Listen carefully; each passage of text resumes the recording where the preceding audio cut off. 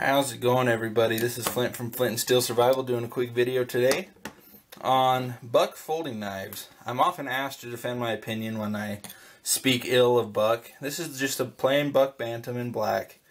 I carried it around. It was my EDC for probably a good 6 months. I was happy with it. It stayed super sharp. Still got a pretty good edge on it. I haven't carried this in a long time. In fact, I almost just straight threw it in the garbage, but I wanted to keep it as kind of a cautionary tale.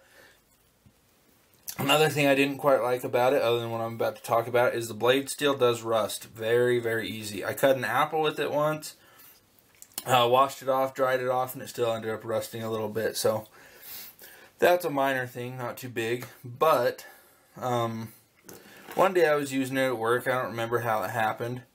I was cutting something, pushing really hard on the blade, and the blade folded in on me. At first I thought it was just I accidentally depressed the lock just enough to free it up, because even the smallest press on the back right there will free it. So I'm like, oh, user error, my bad.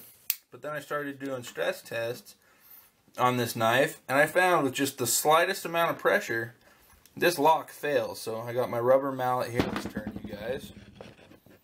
I don't want to ruin the finish of my Benchmade. I'm going to try the same test for both. You guys saw the slightest, tiniest tap. I'll do it again. I'll just drop it. Just like that. If that folds on your hands, goodbye fingers. And that's at least going to be your first finger. Probably all the way to the bone before you can do anything about it.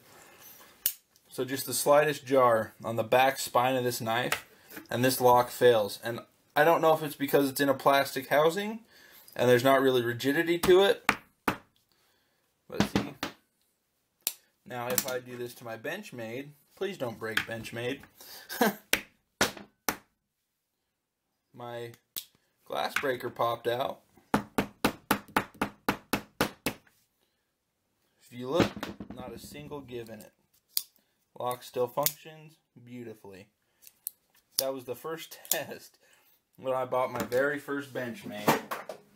In fact, let me pull that out for you real quick, because I still consider this one of the best knives of all time.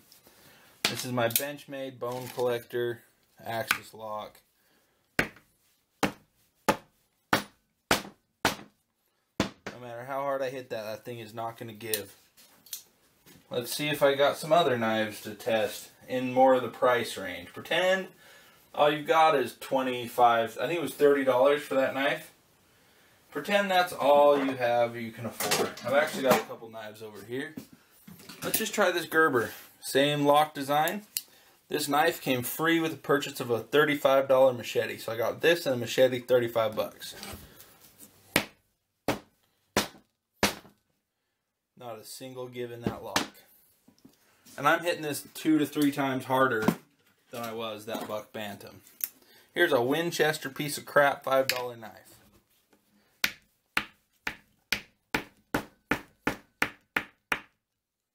Nothing. And that's just a tiny, oh man, liner lock. See what other pieces of crap do I have I can beat on around here. This is kind of fun. Let's give CRKT a try. This is the CRKT complete with locks. In fact, I'll even put locks off.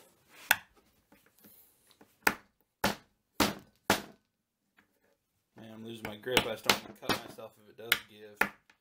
Not a single give in that lock. Functions just like the day I bought it. Last try, we're going to go with the Smith & Wesson Black Ops. Once again, just a simple liner lock. Absolutely nothing. I've tested more than one buck that's like this. Done. Garbage. That is why I've made my opinion on buck folders. That's not the only one I think that of. I also think about it, the Vantage I've tried, all the bantams, including the minis, and I think that's the only bucks I've tried. But For the lower end plastic handled bucks, I would not trust them to be my everyday carry. I wouldn't even trust them to be a fishing knife, because if that even has the possibility of closing on my hands, I make my living with my hands, I can't risk it. So pony up by a Benchmade, even by that Smith & Wesson Border Guard, or Black Ops. My Border Guard somewhere else. This CRKT Cruiser, they have these in Desert Tan, which look amazing. This was 20 bucks. You can buy one of the best knives on the planet, in my opinion, the Rat Model 1. You can also get those in, of course, the SE brand.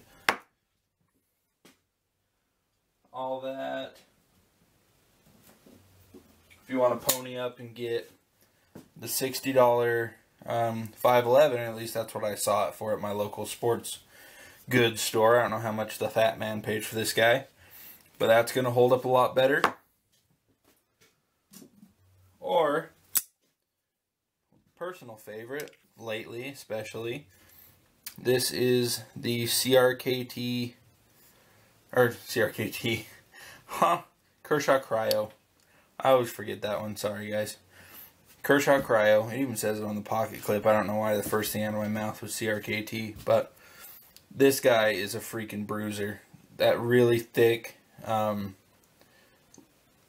frame lock, man, these things are nice. So I've just given you 2, 4, 6 options that far surpass this, plus a couple more I tried here and there. But please don't trust your hands to a buck folding knife of this model or of the Vantage. Thanks guys for watching. I appreciate your time. Bye.